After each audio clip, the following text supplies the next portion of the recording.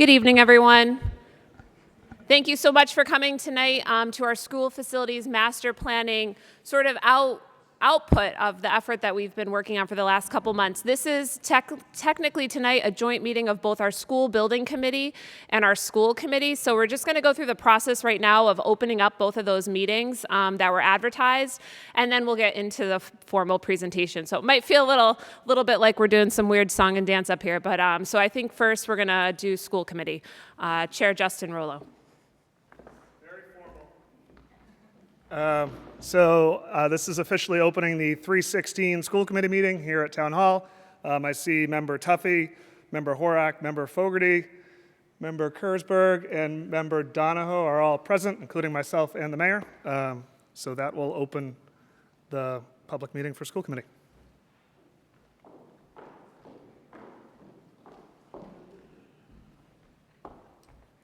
Good evening, everybody. My name is Shannon Hume, and I am the chair of the Braintree School Building Committee, and I'd like to call the March 16th School Building Committee to order.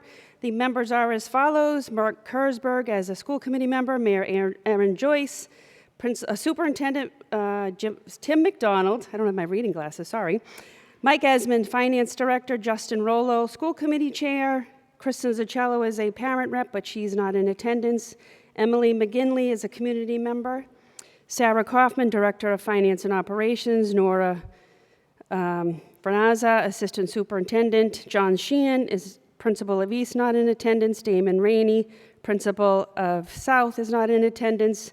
We also have members who attend, Justin Zahn, and the new Facilities Director, and Matt Jacques, who are joined the committee, but I believe they're here too, right?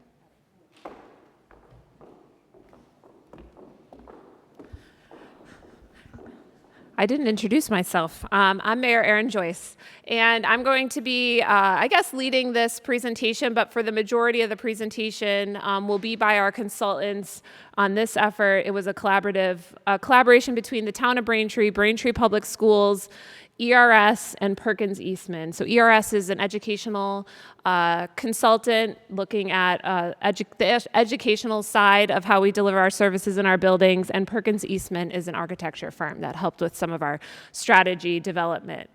Real quick before we jump into the work, I want to kind of set the stage for how we got here.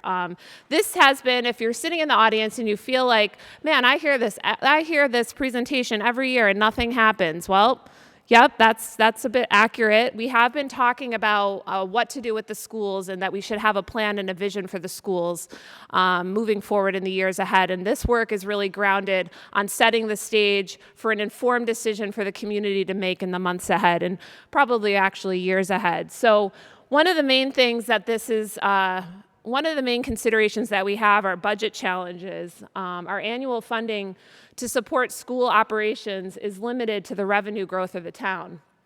So what we've been trying to do in the last couple years is look at not only our projections for the current year, but in the years ahead.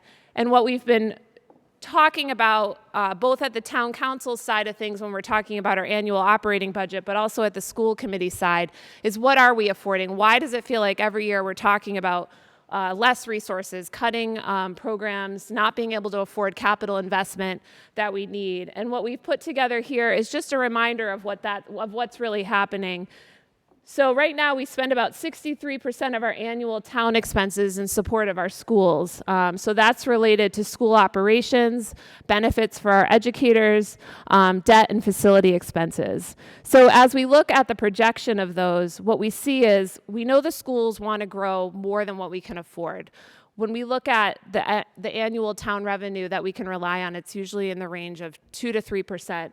And what the schools need is probably closer to 4%. In the budget for the 5-year budget projections, we've been carrying 3.5% for the schools, and we've seen as soon as this year on the school budget projections that we really want to be closer to 4%. So we're always going to be kind of trying to catch up to the real need that the schools have. So, and that's just operationally. I'll show a slide later about just the, also the restrictions on the capital side. We have 2 budgets on the town. We have our operational expenses, and then we also have our capital expenses. So when we invest in buildings, we buy fire trucks, we buy police vehicles. Those are capital expenses that are outside of our annual budget. The other thing that we've been contending with is school enrollments and having, more space freed up in the buildings just because we have less students. What we had done as part of this effort last year, we had enlisted, I don't know what their technical title would be, but Cropper GRS is the company we use to look at enrollment projections.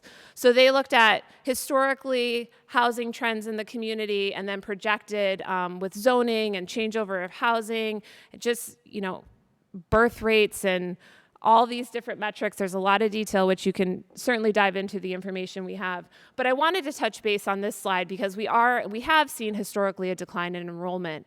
And when we look at the years ahead, granted, no one has a crystal ball, we're really not planning to have significantly more students than we have right now. Possibly less, but around the same amount of students that we have. So how do we plan for that? We also know that we have aging infrastructure. I think for many of you that have students in the buildings, maybe you also went to those buildings growing up, maybe your parents went to those buildings growing up. A lot of our schools have been around and been used and well-loved for many, many years.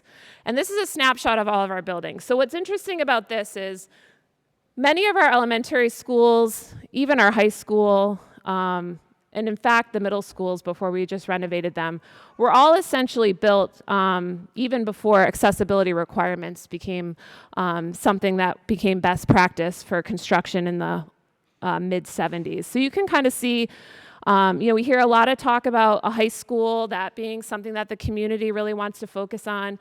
The high school was built in 1972, so kind of middle of the road for our school construction. We have 2 new middle schools, which is a great thing. But we don't want to lose sight of the fact that all of our elementary school buildings are older than the high school. And I think this kind of shows a snapshot of why we can't just look at, say, building a new high school. We have to keep in mind that we have a lot of other aging buildings that likely aren't meeting what we know are really the needs of our students. And when you look at elementary classrooms, if you remember classrooms like they were on the left, I mean, that kind of is how I remember my elementary school. It's very different than learning today. There's breakout spaces, small learning spaces, and the need for technology and the ability to have adaptable spaces. So when we look at trying to fit modern schooling into old buildings, you can quickly see there's a lot of challenges there. And of course, we need a plan. And I think that's really what this is driving at, is getting a plan that has some vision. So if we start to make moves on buildings or we go to build a new high school, what's next? What are we doing about the elementary schools? Now, this is not a 5-year plan. This is probably more like a 20, 30-year plan. And we expect things to change. But I think it's really trying to get a direction, something to get excited about, because I think a lot of the opportunities that we'll hear about tonight are exciting options if you're coming to this with an open mind and some curiosity. It also ties back to a couple years ago when we were working on the town-wide master plan. One of the main thematic visions that we had was really having improvements in modernization to all of our town buildings, including our school buildings. So what we had broken out here is just a reminder of that. That was a task that the master plan committee directed of future leaders. And so highlighting that, it's coming at us from all angles that the community wants to see this work happen. But then how do we frame it around the funding? Because this is just a snapshot of my 5-year capital planning. This is what the town can afford to spend in the next 5 years collectively. So $35 million about of capital investments town-wide. So you can see the breakdown here. About $5.4 million is dedicated to the schools. This will be, if you can hold this in your mind as a perspective when we start to talk about some of the capital needs, without really getting into like building new schools or the main just repair maintenance that we expect we need if we hold on to all of our buildings and just bring them up is about $100 million. So in 5 years, townwide, I'm spending $35 million. So it's really trying to capture the magnitude of the problem and some creative ways we might come together as a community to talk about it and think about what could be. So I'm going to turn the presentation over to ERS. Jess is going to lead us in the work that's been done. And then after that, we have on either side mics. So if you have, when it goes to the community question and answer, if you just want to line up at the mics, we can facilitate a question and answer session at the end of the presentation. So thank you. Thanks, Mayor Joyce. Great. Hi, my name is Jess O'Connor. Thanks for joining tonight. As Mayor Joyce just said, I'm going to walk us through a couple pieces of the work that we've been partnering with the town of Braintree and Braintree Public Schools over the last couple months. The first thing we're going to do is walk through the set of options that we've explored and give you a sense of what we've understood in terms of both the benefits and the trade-offs of many of these options. And you're going to see options both referencing differences in the elementary portfolio as well as different changes at the high school. We're also going to walk through a set of criteria that we've put together to help think about which types of schools make the most sense for use and closure over the next several years and how those relate to the different options. And then we'll also close with giving a little bit of the sense of the next steps here. And as Mayor Joyce said, we'll have time for questions and answers. Starting on the sort of context setting of this work, wanted to just say a couple things about the sort of goals and how we've thought about evaluating different options and scenarios against those goals. So as we kicked off this work, again, with both the town and district and our partners at Perkins Eastman, there were three main goals or sort of ideas that we were trying to balance across these. The first is, how do we maximize the experiences for our students and educators in schools? This is work that ERS, Education Resource Strategies, the organization that I work for, we study what it means to align resources to improve student experiences. And so that's one of the lenses that we bring to understanding how the facilities and the makeup of schools actually implicates how students and educators experience their day-to-day and ultimately the quality of the instruction. We also want to balance and maximize what families experience, both in terms of the sort of short-term changes as well as the longer-term sort of experience of being in Braintree, experiencing the sort of facilities and spaces as a resident, as a community member. And then we need to balance that, of course, across both the short-term and long-term cost implications. So thinking not only about the cost to invest, but also what that might mean for the long-term sort of affordability for residents in the community. So as we talk through each of the options, you're going to see ways that we tried to measure and assess how each of the ways that you could organize and could think differently about your set of schools and the ways that they're organized actually sit sort of are assessed across these categories. Just a couple things about process here. If you've been following along to some of the updates that we've been sharing along the way, you'll know, we started this process really with a deep dive of data and facilities data collection. You'll see posters in the back that highlight some of the dashboard development work that's happened as part of this phase to bring just even more data and transparency into what the buildings and the facility footprint in Braintree looks like right now. We then moved into a scenario development phase where we looked really deeply at a wide range of scenarios against what I shared before as some of those goals and visioning criteria. And then that led us to where we are today, where we have a chance to really share some of that work that we've been doing. I also wanted to highlight that this work has been informed and collaborated with this working group, including many members of both the school and the district side.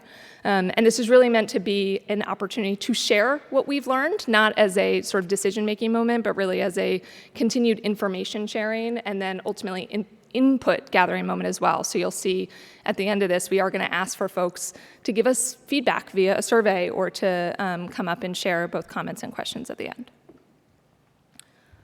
So then getting into the options, there are four categories of options that we explored specifically around the elementary sites that we think are worth sort of further consideration.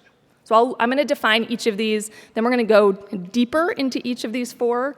But just to start with a little bit of definition setting about what these options look like. So the first option that we looked at was what it would mean to preserve the existing portfolio.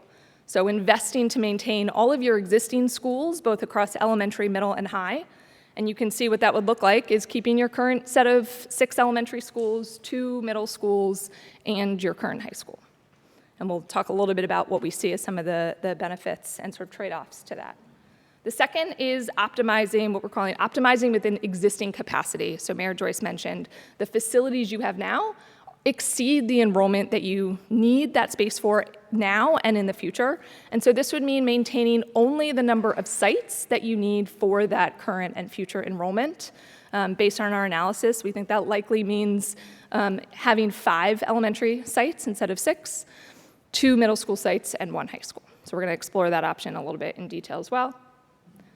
The third is reconfiguring both the grade band, so the number of grades in schools, and changing the sort of access and space. And so what that would look like is changing how many grades are served in buildings and also leveraging some of the space that exists in buildings outside of your elementary footprint.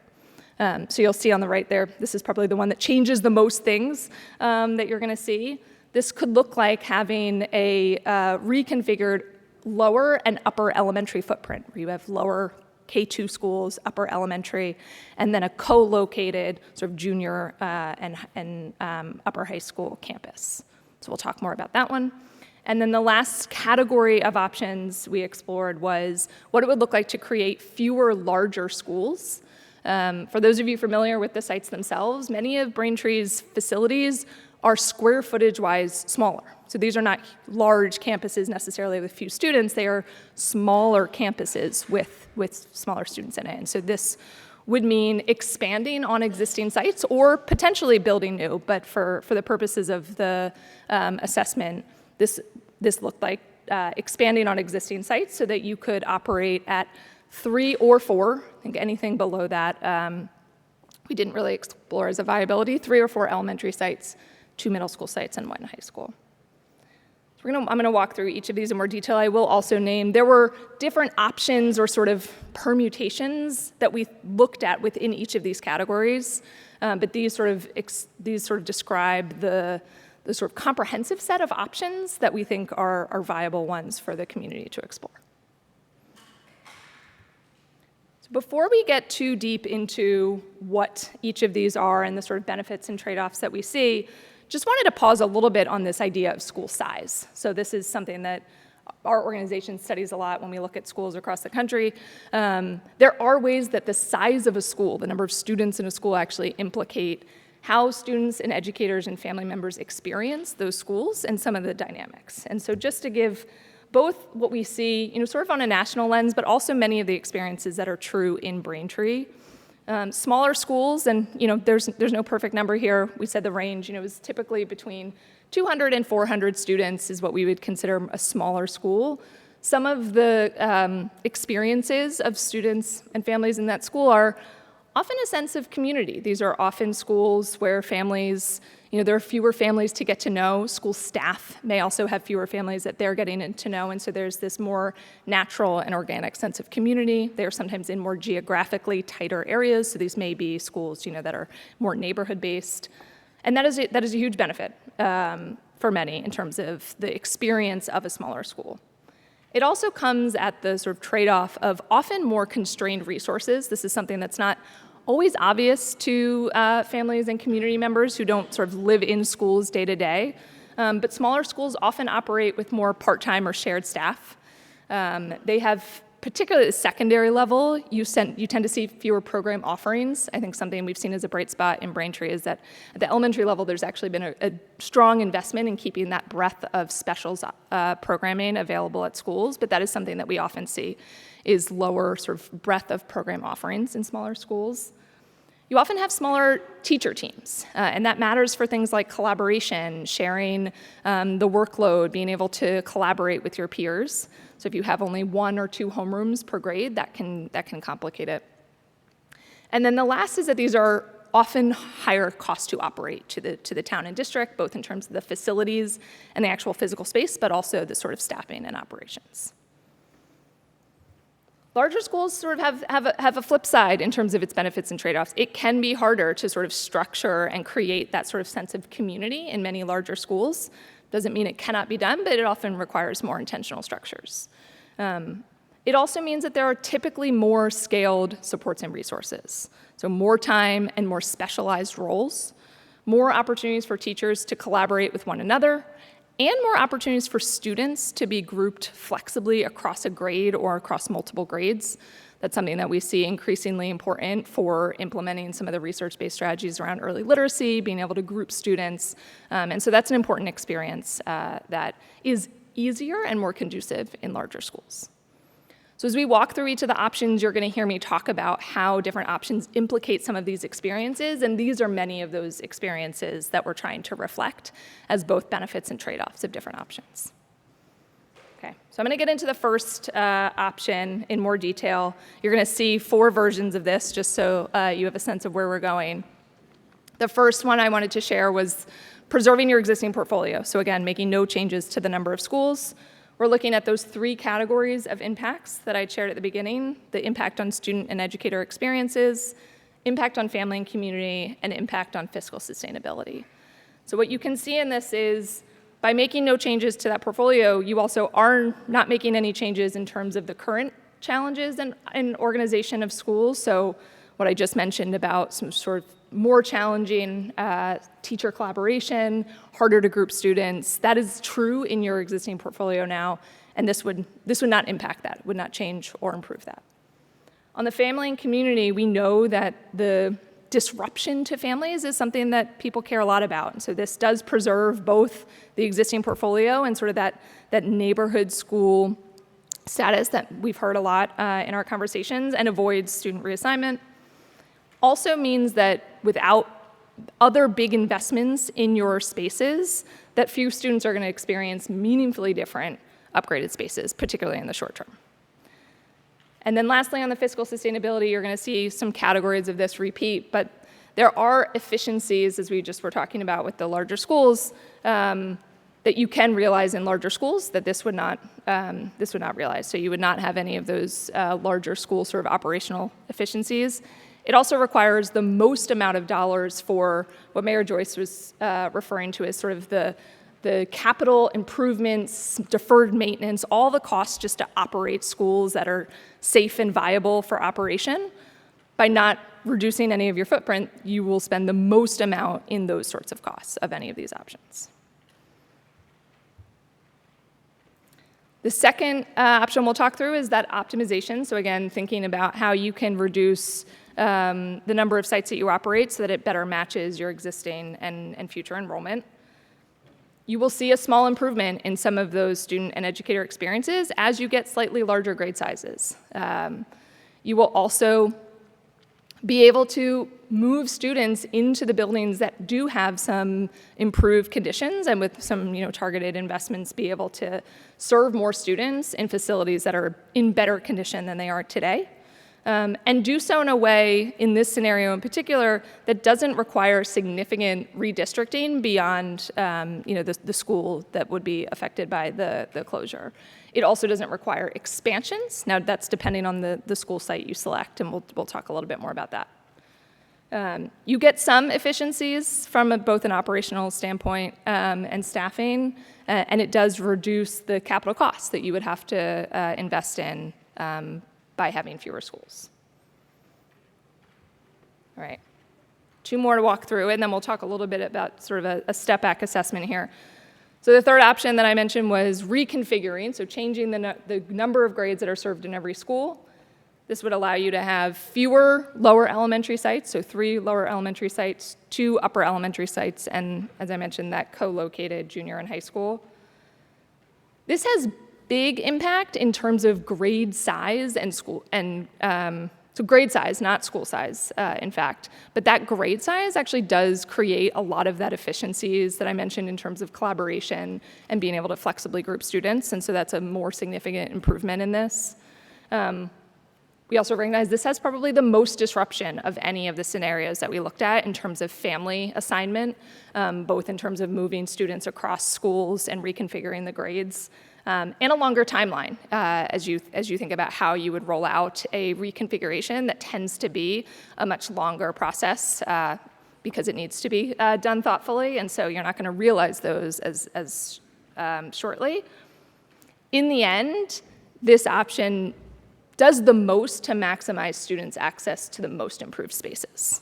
And so in many ways, this is sort of one of your bigger bets on the facility access that you could consider.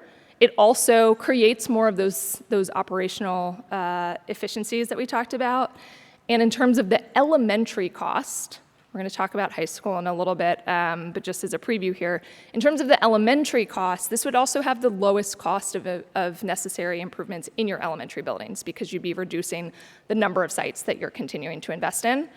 It is dependent, however, on being able to invest in a high school renovation or reconstruction that allows for the co-location of additional grades in that sort of junior high, and depending on how you might want to organize that, could incur additional costs to sort of create different campuses, separate. So want to be clear about that, but in terms of the elementary impact is one of the lowest cost. And then the last option that we explored, again, was the creating fewer and more upgraded school campuses. This could look like, I mentioned we did a couple different options here. So in some options, we looked at what it would look like with 3 schools, 3 elementary, some for 4. And the impact in terms of some of these experiences is marginal, and so we're grouping them together just to name a couple of those. So similar to the option 3 in terms of reconfiguring, you are going to realize some of those same experiences in terms of larger grade size and larger schools, affording some of those experiences around more full-time staff, more potential for collaboration and student supports. Again, this is a bigger disruption.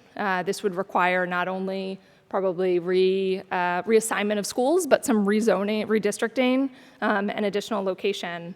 And again, one of the goals here would certainly be positioning schools to have more investments and more upgrades and fewer sites, and so more students end up in better conditioned facilities than they are today.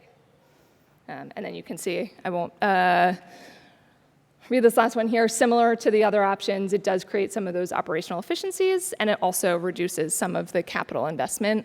The big difference with this option is it would require additions and expansions to your existing sites, because as I mentioned, that your existing footprints aren't that large, and so you will see a higher short-term cost to invest in some of those expansions. So we do have a handout that we can share with folks that shares this, since I just walked through a lot of information, and you certainly can't read what's on here now. But wanted to just say a couple things as you look across these options. In our assessment, and talking with Perkins Eastman, who again is our partner architecture firm in this, as we think about which options best maximize some of those experiences and best mitigate some of your sort of short-term trade-offs and opportunities, the second and third option we think has the most viability. Now, ultimately, as a outside consultant and counsel, we can't tell you which option is best, and this is not the moment to sort of make that decision for you all. But what we can tell you is that as we look across some of these criteria and some of the assessment, those would be ones that we think would really warrant additional consideration and thought as opportunities to really maximize, if you think about this a little bit as a sort of ROI, return on investment type of exercise. These 2 options we think really can sort of maximize some of those opportunities. So wanted to share a little bit about that. I'm going to move to talk a little bit about the high school, and then we're going to come back to show a little bit more about cost, since I'm sure that's something that is top of mind for folks. But wanted to share first that we also, in parallel to these elementary options, also explore different options to update and renovate Braintree High. As Mayor Joyce alluded to, we've heard this as a big topic of consideration in many previous conversations in some of the surveys and focus groups that we did. And so wanted to both show what that could look like. Our partners, Perkins Eastman, as part of this effort, went through to do some high-level feasibility testing on the options, and their assessment is, as you look across these, any of these options are viable. And so if you're sitting wondering, is it possible to renovate on the existing site of Braintree High? The answer is, pending any deep feasibility assessment, it is a viable option. And so that's why we wanted to show sort of what that range could look like in terms of how you all may choose to want to, in the short term and long term, invest in Braintree High School.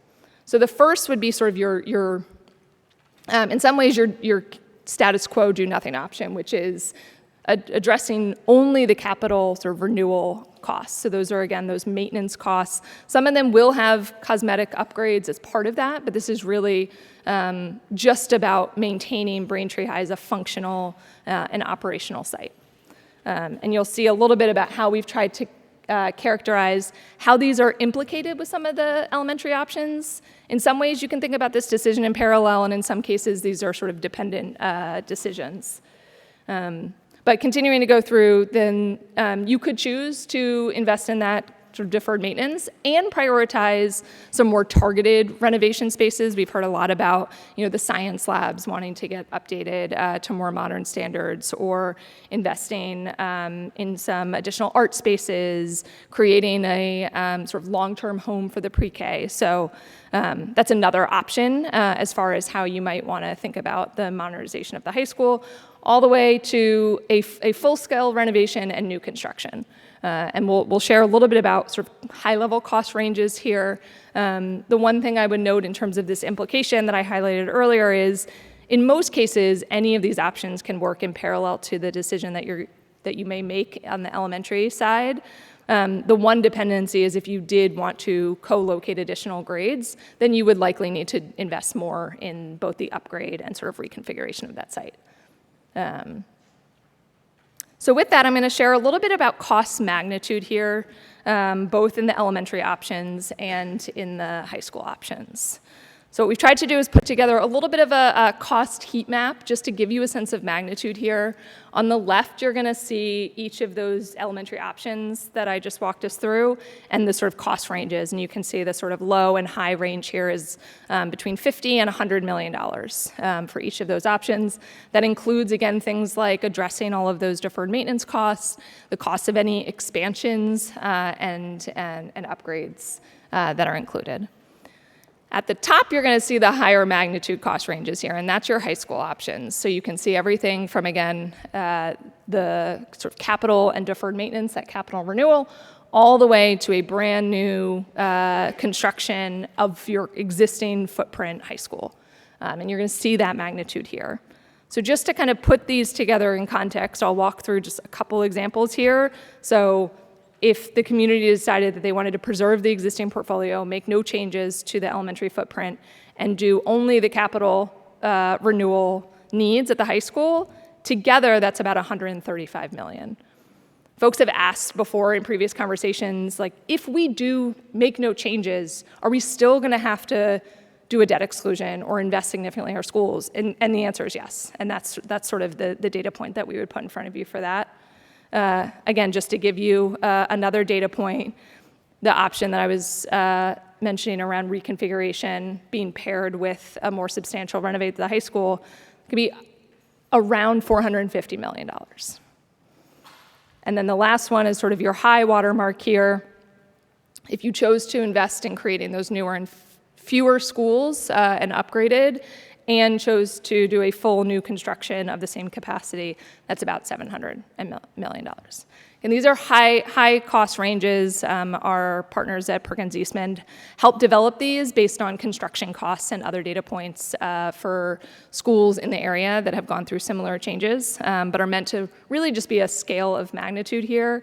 The other thing I would flag is these are total cost numbers, and so they don't reflect many of the things that, as you get into more of the operationalizing of any of these changes, any partnerships with MSBA, which is the Massachusetts School Building Authority. They provide subsidies for new construction and repairs, any grants that you may have available. And so these are sort of the total cost.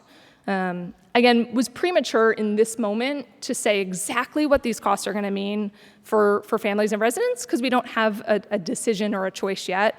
But we did want to just give a little bit more for folks who are sort of sitting and wondering, what would those cost ranges mean to me as a resident and as a taxpayer? So wanted to just share a couple of the variables that play into that. So obviously the total cost of the project is as one of those big variables. I mentioned the MSBA and other subsidies that may sort of defray that final cost.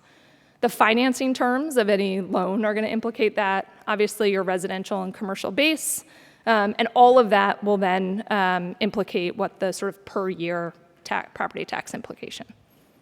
So I thought helpful to give an example for folks who have not been deep in this process before. You all, in the last couple years, went through a debt exclusion and construction project for South Middle School. So to walk through a little bit of how those numbers played out and would have implicated the tax implication, that full project was around $80 million. The partnership with MSBA subsidized that at around 37%. And so that the project cost that Braintree was responsible for was closer to 50 million, not that total 80. So you can see that significant difference there. The financing terms were quite favorable in 2019 at that interest rate. And so you'll see both the loan term, the years, and then what that means for just the annual debt service, in that case being around 2.7 million. You then divide that by both your commercial and your residence, and you get to, on average, around 150 a year on average. Obviously, that depends on home values, that depends on the tax rates, but that just to give you all a sense of that magnitude for one project, those same variables would come into play for any of the decisions and options that we're talking about. Okay. I know I threw a lot at you with these options. I'm going to share a little bit about the school criteria, and then we will get into some next steps and get you all into some Q&A. So I mentioned to inform this question about which sites in any option. At the end of the day, the answer is you can choose any sites. They will have different implications in terms of cost and in terms of the impact on both students' assignment and redistricting. So what we tried to do to help inform that decision is look at all of the existing elementary sites available and sort of look at them across 4 criteria. And there's actually some sub-criteria within these that we'd be happy to share. But the first sort of major criteria was enrollment. This can be a bit of a misnomer because enrollment is not a site variable. You can enroll more or fewer students up to the capacity of that building. The reason enrollment matters in terms of assessing the sort of future use and any closure options is because it will impact, 1, the number of students implicated to be reassigned, but 2, it can also impact whether or not the system would have to do additional reassignments and sort of redistricting to balance the impact of any one site being sort of closed and potentially additional expansions at existing sites. So that's why enrollment matters. It is not a site criteria, but it does implicate how you would think about choosing any one site over another. And so you're going to see that. Building capacity and condition is a little bit more obvious. We want to understand sort of what schools can accommodate in terms of students, in terms of the classrooms. Not every school of the same square footage has the same number of classrooms, the same number of community spaces. There's some schools that have separate gyms and cafeterias. Sometimes they're combined. And so we want to look at that to understand what the capacity is in its current state. Condition obviously matters a lot too. You'll see, especially if you look at the facilities dashboard, we go really deep on what the different condition factors are, but that's everything from the maintenance needs that we've talked a lot about, ADA accessibility. There is a survey that our partners at Perkins Eastman did called an educational adequacy assessment that also measures sort of the condition for the building to support educational programming needs, and so that's another factor that we'll look at. And then the last factor that we looked at is location. Both in terms of proximity to other schools, but also in terms of where the physical site is, relative to other parts of the town, its sort of centrality to the district. So I'm going to show a heat map in a second of each of the schools. There's going to be a lot of data on this. I will walk through it, and I will pause if folks want to take a closer look. But what you see in here is, again, every elementary school currently in operation and the former middle school Old South building, which is currently not in use, but we are looking at it from the lens of how it could be used as an elementary site, given that it is currently unoccupied. And what we've done is we've sort of rank ordered each of them on those 4 criteria. There is no perfect science to the heat map here, but this was intended to give you an illustration of how to think about individually each of these criteria and how they sort of come together to give us a sense of which sites, again, would make more sense or make less sense to keep open or close. So just to walk through a couple of these, I won't walk through line by line. But you can see, for example, as we go across the first line, for Ross Elementary School, there's sort of three categories again. The enrollment category here, Ross is currently the smallest enrolled site. So there are the fewest number of students in that site, again, from the perspective of how you would have to reassign and redistrict. That is a more favorable criteria.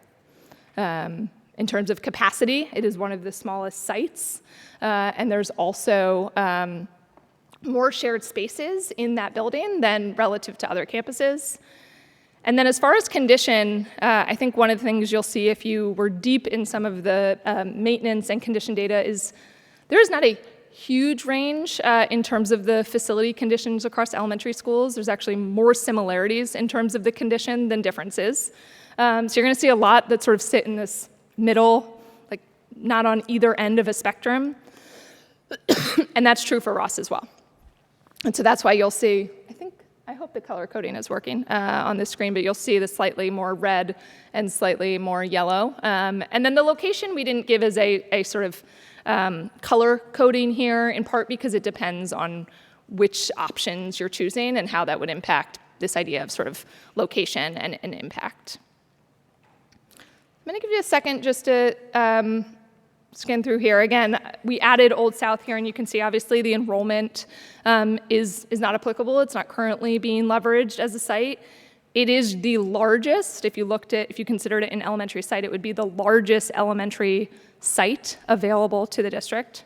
And also, as far as sort of the condition, has many of the same upgrade needs as other campuses, but as far as some of the more high priority and costly investments, it's sort of in the average to lower average there.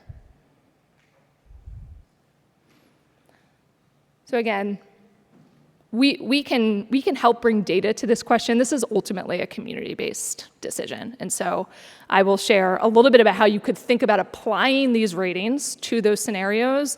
Ultimately, we are not recommending any specific site closures, but hoping that this helps to elevate sort of the options and trade-offs of any decision that you all could choose to make.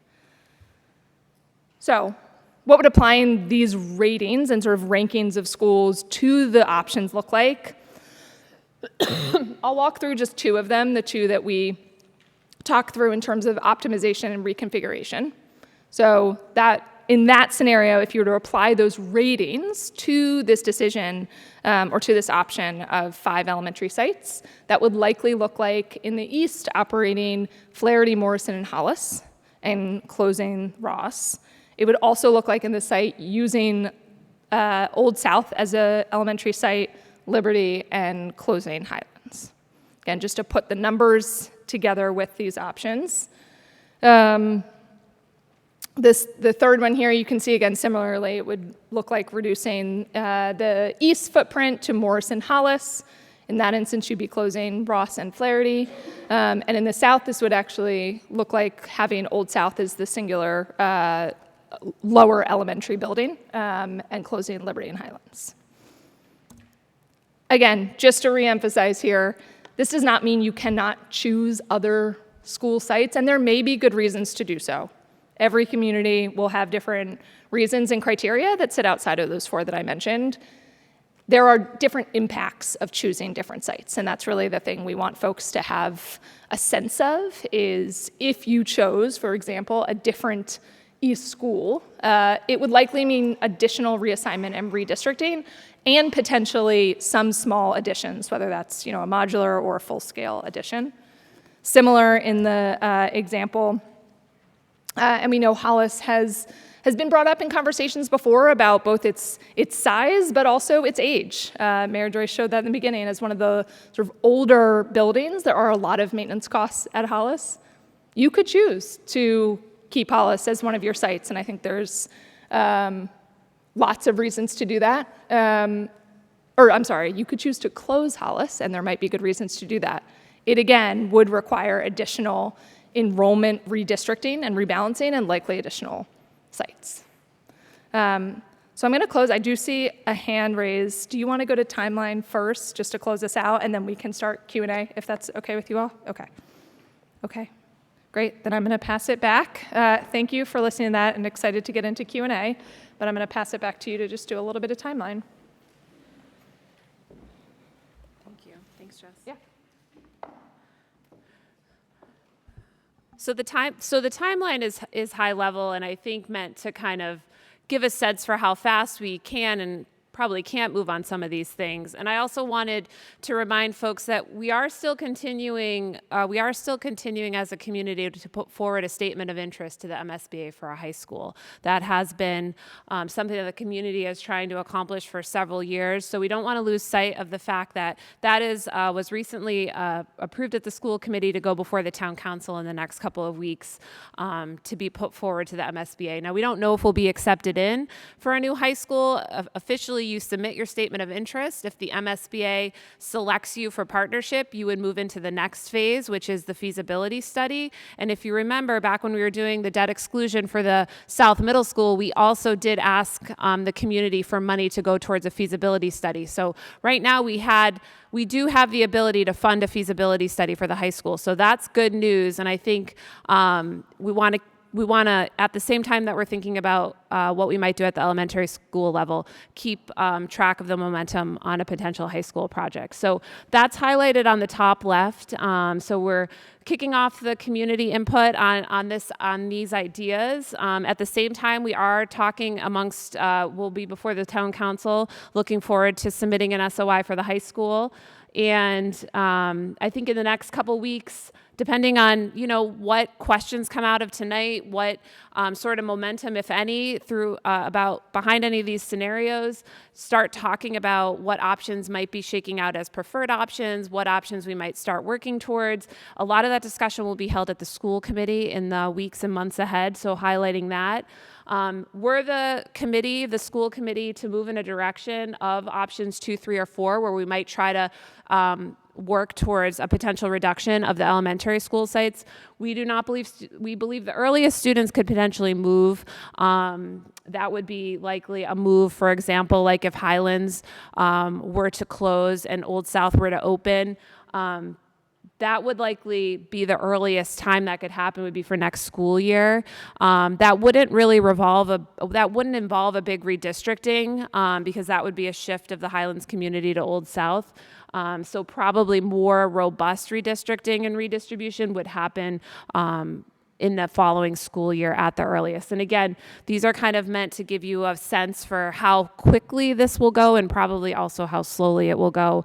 And I think as we look ahead, pending acceptance into the MSBA project, we would hear in December of this year if we were accepted in, and then that would roll into a feasibility study. It's kind of hard to predict how long that would take for us, and we would certainly need to be gearing up in all of these options for additional resources. We cannot afford to build a new high school and really to make the repairs that are needed on all of our elementary schools without debt exclusion votes, whether that's for a new school building or for debt exclusions. And we have used them in the past for repairing roofs. We do not have, within the current town resources, the ability to tackle a lot of these. So raising community awareness to this, not only if you have students in the schools, but as we look to the community for more resources through a debt exclusion, that affects everyone, folks that have kids in the schools, people who don't. So it really is a community-based discussion and something to be mindful of. So I wanted to outline this timeline, but again, just from a big picture perspective of when potentially the earliest students could move and where the discussion will be more robustly taking place after this meeting. So I do want to kick it off into questions and answers. We do have a survey for tonight, is that right? So please feel free to take the survey. And we have 2 mics on either side, so if you have a question, you can just kind of come on up and form a line and ask questions. This is being televised and live streamed, so if you have a question and want to come up, now's the time.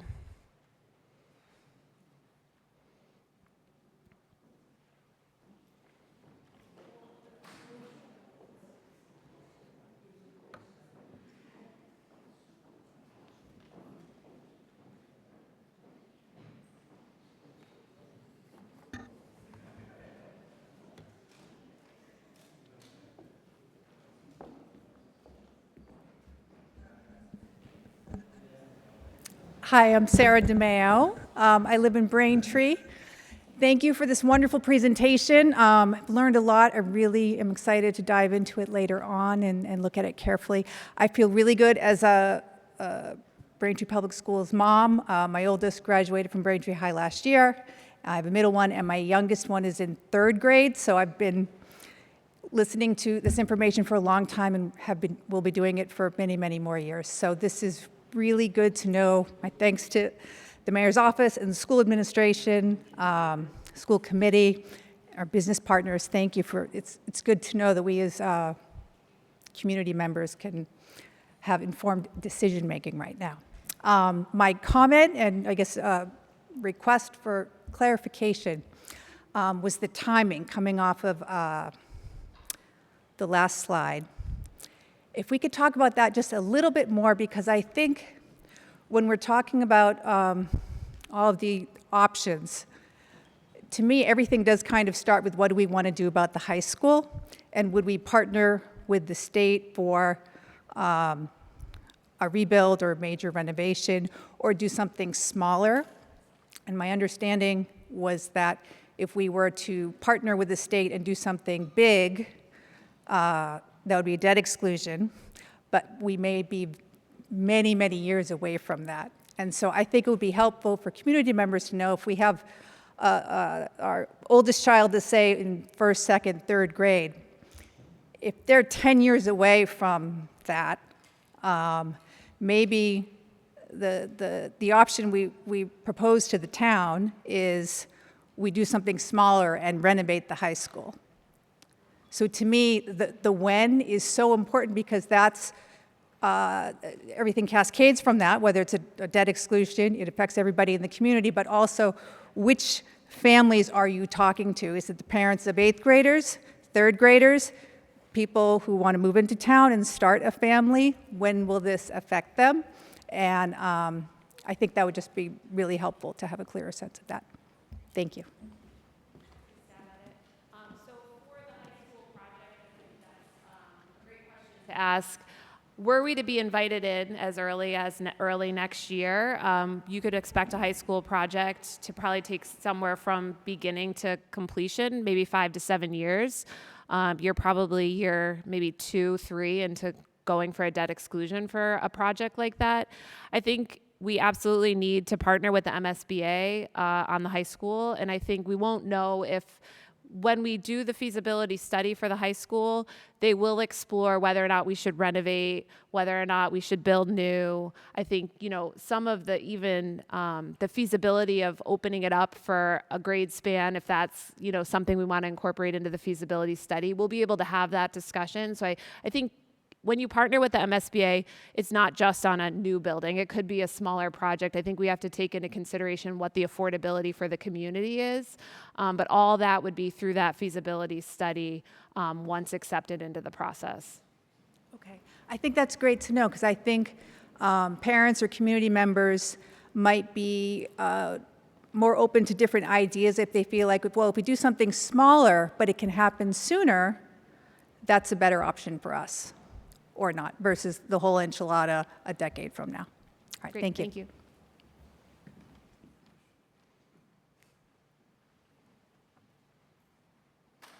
Hi, my name is Ken Belcher. I went K through 12 to the schools, as did my wife, our children, and our parents. We've been here a long time. We have great affinity for the schools. Kudos that Sarah just shared. I share the same kudos. I have a question from an educational point of view. If we took money and separated the money completely, so took the finances, just stepped the finances aside, which we can't do, but for a moment we did that, and took the neighborhoods and stepped those aside for a moment and just focused on the students and the educators.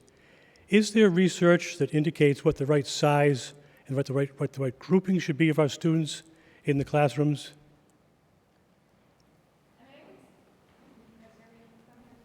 What I'm asking is, one of them has K through 2, another one has another grouping. The traditional groupings we all understand, but I'm wondering from an educational point of view, just looking at the students and the educators, have we found that one particular model of groupings works better, that the education for the students and the educators themselves giving that education works best? I think that we do a lot of studying on this question, both in terms of the size and the organization. I think the short answer from what we see across the country is there is no one model. There's great schools that produce great outcomes for kids that are everything from a K-12 to a K-2. Some of the conditions for strong teaching and learning include things like access to collaboration, ability to group, and so those are some of the things we tried to pull out here, but I think you will not find a research study that says that one configurations of schools is by and large better than another, because there's also a lot of other factors that go into it, but there are common sort of research-backed conditions that we can look at, and that was part of our process in examining Are you that. finding a best practices model that many towns are going to now with a large high school or small elementary schools or 3 or 4 middle schools? Is there a model that seems to be a best practices model that is starting to surface right now? There's not a common model even in Massachusetts, and certainly if you look outside of Massachusetts, I think you'll find there's a lot of different configurations. What I would reiterate is I think something that we consistently see in schools that are very small, again, that sort of under 300, is some of those experiences are harder to make happen or cost more to make happen. Yeah. And I think that's as close as we can get Less to sort of collaboration, a less fact sharing base. information? Yeah. Got it. But from our research and what we see out there, there's no definitive sort of structure that works. And I'm sure the school committee and principals in this community would also say that they have beliefs about what works in terms of the configuration, but from a evidence base, there isn't a clear answer there. I can see the school committee ready to jump out of their chairs. Rachel, thank you. Thank you. Thank you.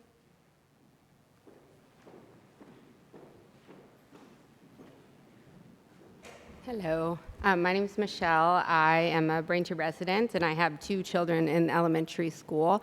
So just a couple things that were concerning to me, just that were kind of not discussed, which maybe they will be at a later date.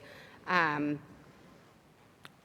think we had discussed towards the end of this situation last year was concerns from some parents of if a building is closed, what's the future of that building, which I know Mayor Joyce had mentioned that that's not really that's not the school committee's situation anymore. Once it's turned over, it's turned over. But I think that would go a long way in helping with acceptance of a plan if we had an idea of what might potentially happen with those buildings, because in history in Braintree, a lot of schools have been closed, and sometimes the buildings sit for a really long time, and that affects the property value for the people who have bought homes in the surrounding area. And then I was also concerned, if we are going to do another debt exclusion at some point, that's going to be more money out of our pockets, which in the long run is probably going to be a good investment.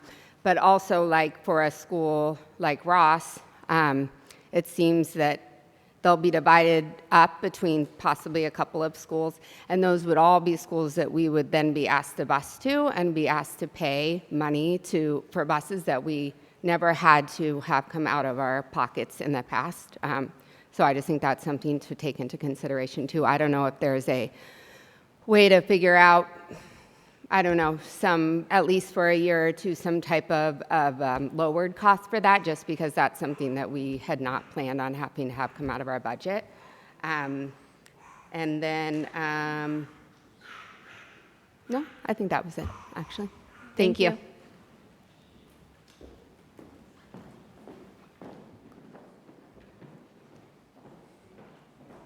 Good evening. How are you? Thank you for the opportunity to speak, and thank you, Mayor Joyce, for holding this forum for the people of Braintree. This isn't limited to just parents of school children. This affects every single person, every taxpayer in our community. I don't have any children in the school, but to me, our school system is a #1 priority for our community, but for the future as well. So I applaud the effort that's being put in here tonight and what has been underway for a number of years to try to fix these problems that we have. I think we all know that revenue is a huge challenge for not just the community, but for all communities across the state.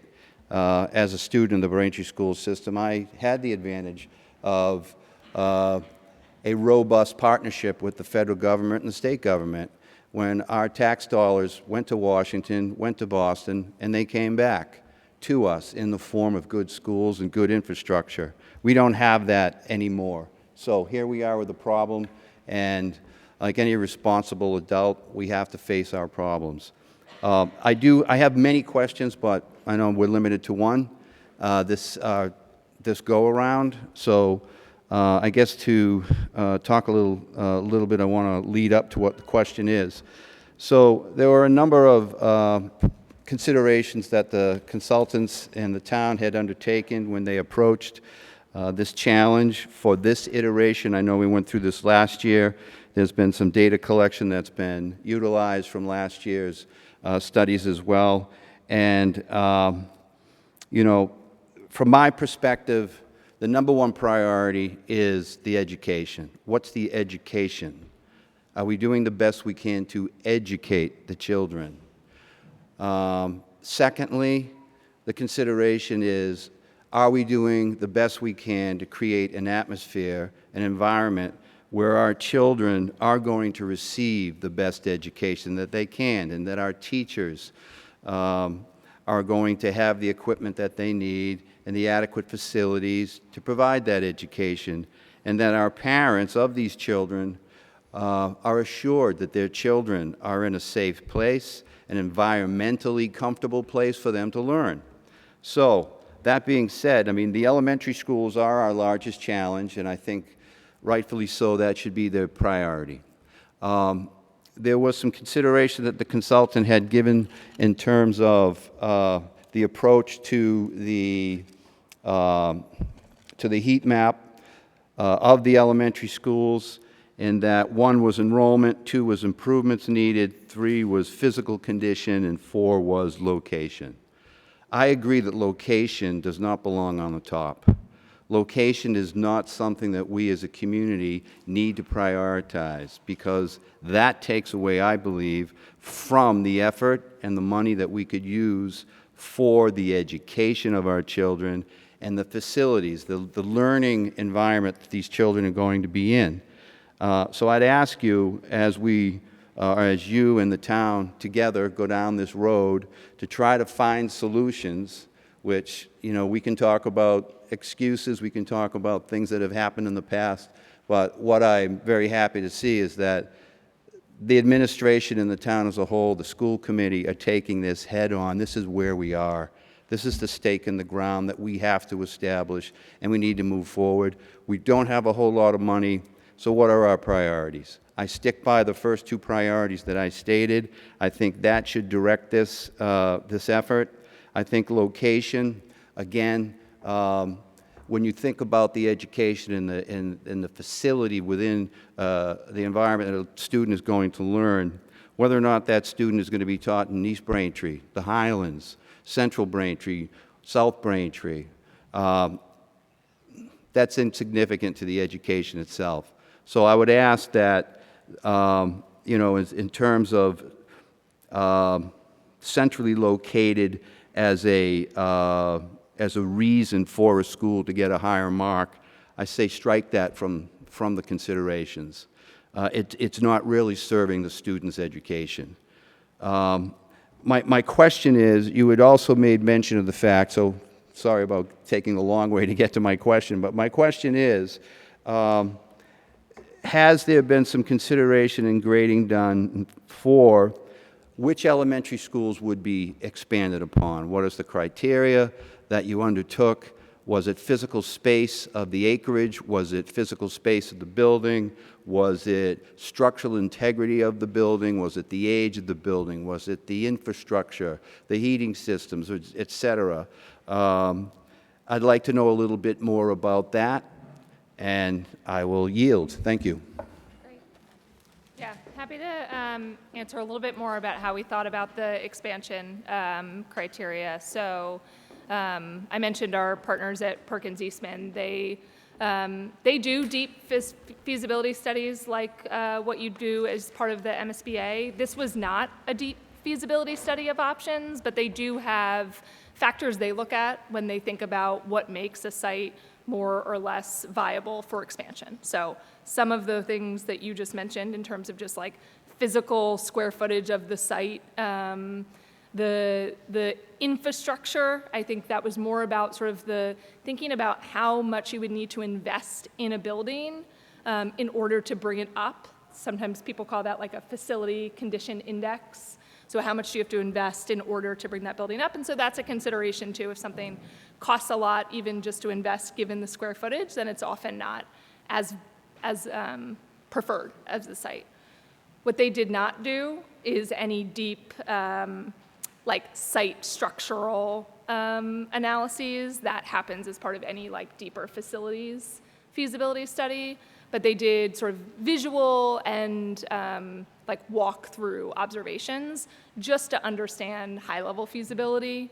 And then in terms of some of those cost estimates, those were mostly done as a industry average based on what they see in Massachusetts as typical construction costs. So those were not any deeper than square footage. Okay, so costs. it's preliminary. Very preliminary. All right, so there is no extensive. Okay, thank you very much. I appreciate that answer. Yeah. Yes.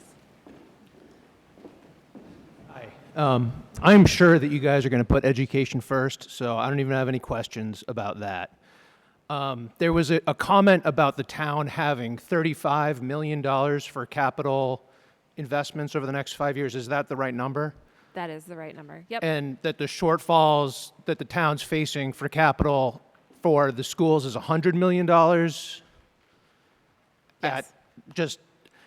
And with all these options where I see the spreadsheets and everything, is there a breakdown on what that $100 million is and where that changes based on the options that you guys have presented?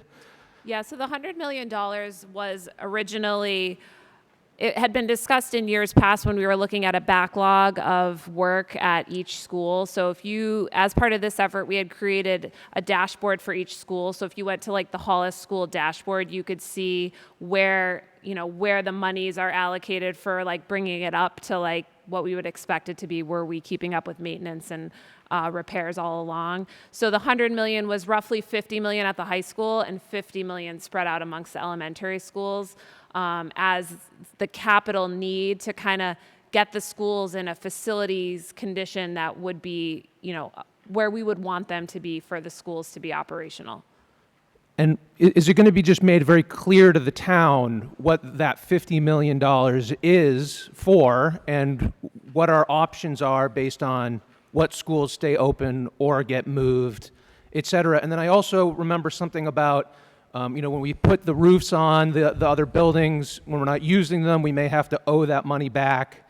I just think it's very important to explain to the town what this money is for, where it's going, why, and the benefits to not just closing schools, but where that real money is allocated.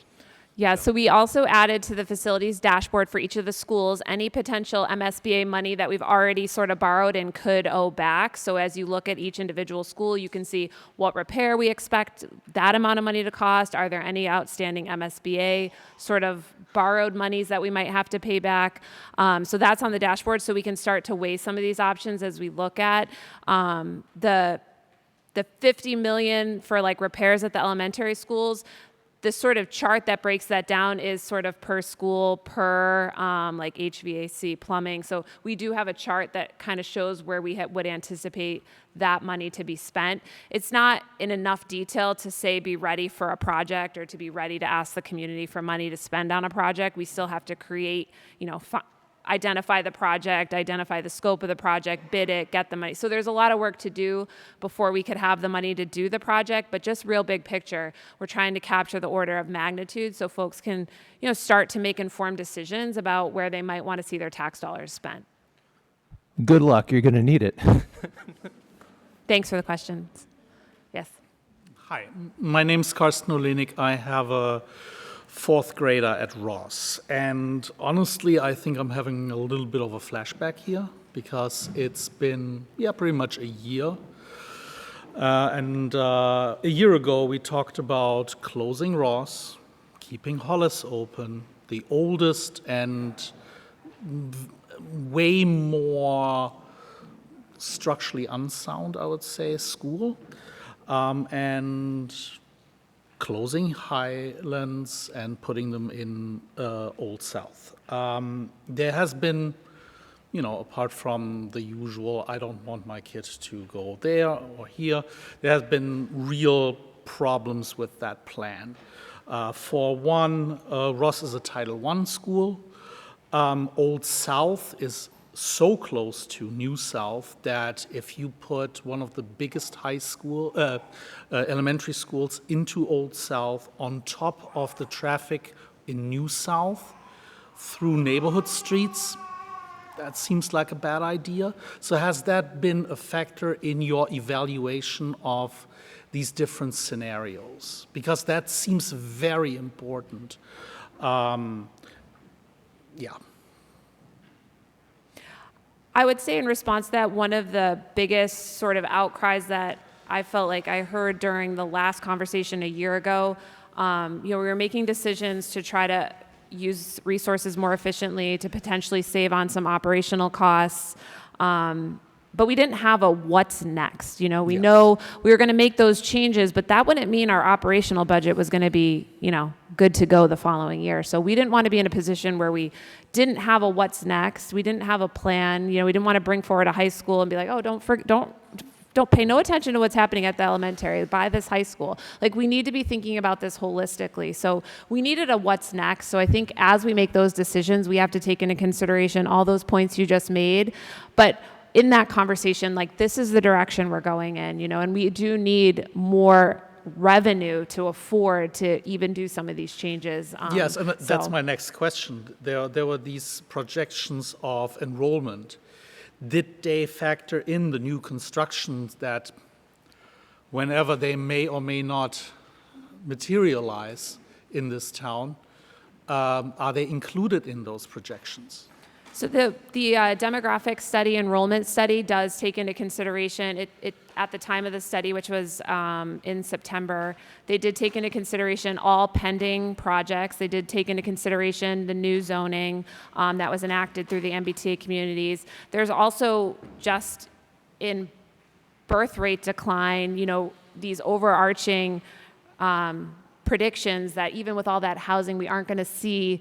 Now, I think those sorts of studies are easy to feel like, you don't believe it. But that was the study. We commissioned a third party to look at it for us. It does align with other state trends and what some other communities are seeing. So I think, let's say the enrollment study is completely botched and nothing, in 10 years from now, 20 years from now, enrollment's off the charts again. If we've made decisions to invest in our footprints and make our buildings, renovate them, it's better to add on to a renovated building than it is to just hold on to an old building for 20 years and then be like, oh, we're going to open it again because now we need students in it. So I think we have to try to balance the resources we have with as best as we can predict future enrollments to be. But it did take into consideration that, and the report is very lengthy and robust, so happy to share that.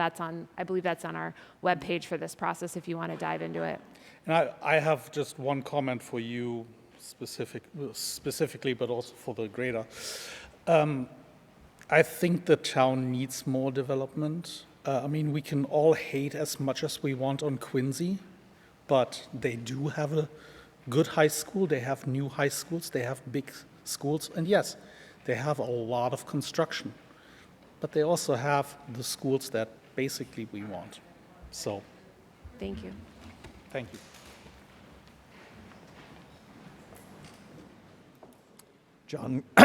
John Cass, resident with 2 kids, one who has left the high school and one in middle school. Thank you so much for tonight. I appreciate it. One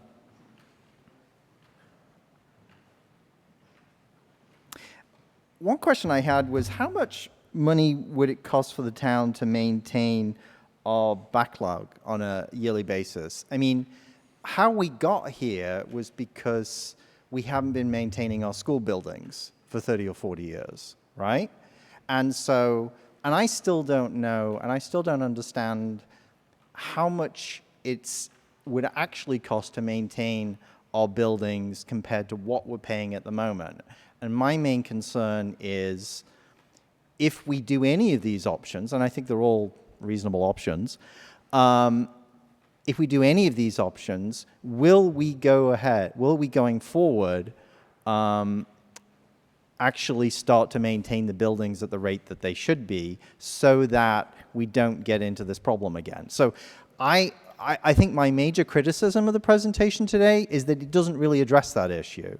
I mean, it kind of does in a way because you're solving some of the long-term problems, because you're reducing the overall costs. But I think that unless you show those numbers to the residents to explain to them how we got here and why we're digging a bigger hole every year, then it's really hard for them to understand why we need to make any decisions. And also the other issue is, say we have a really expensive elementary school, right, like Hollis or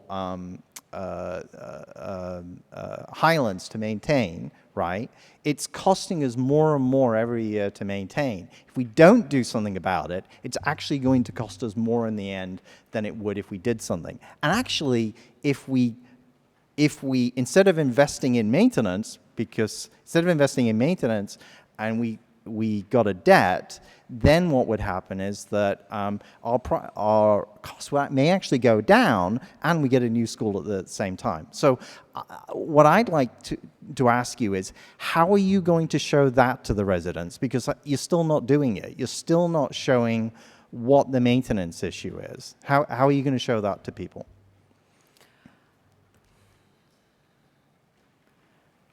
I think that historically we haven't shown that. I think it's been further complicated by the fact that a couple years ago, you might remember, we took the school facilities away from the schools and put it on the town side as kind of a cost savings from the school's budget. We shifted about $5 million of school facilities custodian expenses from the school budget to the town budget.